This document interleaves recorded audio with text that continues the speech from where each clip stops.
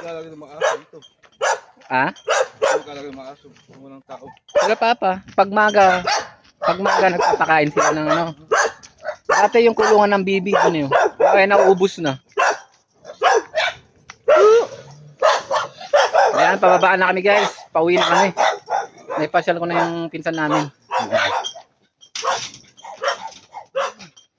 Woo!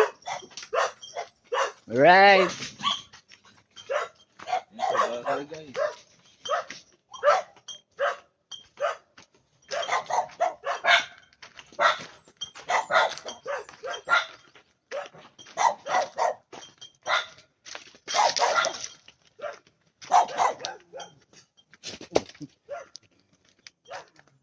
Ayan guys, bali ito nga pala yung ano, yung nakikita nyo na yan, yung puno ng ano yan, dwarf coconut. Ayan, dwarf coconut yan. Ayan. Yung iba may mga bulaklak na guys, siguro mamumunga na nito. Ayan. Dwarf coconut. Ayan. At syempre ito yung dayap.